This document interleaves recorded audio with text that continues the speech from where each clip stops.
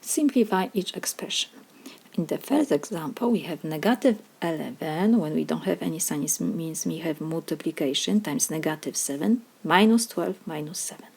The order of operation for negative numbers is the same like for positive. So first we have to do multiplication and next subtraction. We have negative 11 times negative 7. Negative number times negative, or negative divided by negative. The answer is always positive. So negative divided by negative give me positive answer, and I have to just multiply 11 times 7. And we have minus 12 minus 7. So this is equal. Positive sign we don't have to write. 11 times 7 is 77.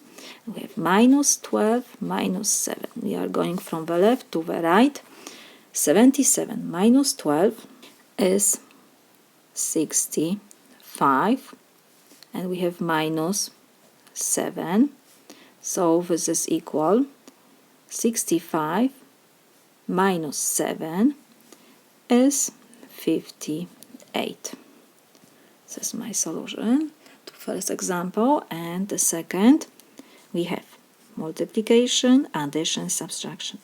Again, when we have multiplication, addition, subtraction, first we have to do multiplication.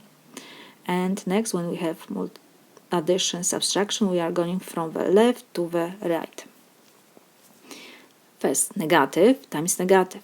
When we multiply two negative numbers or we divide two negative numbers, the answer is always positive, so it will be positive sign.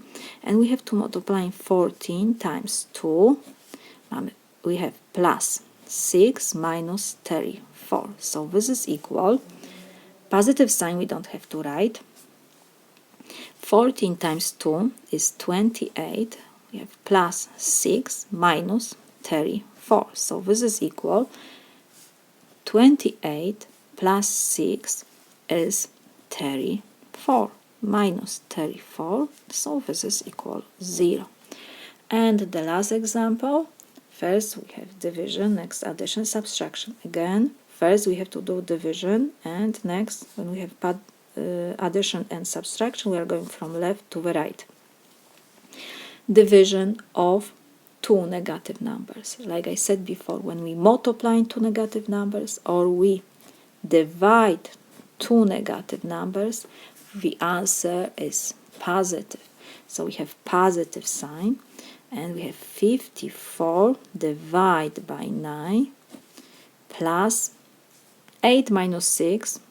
We can subtract, so it will be 2. So this is equal.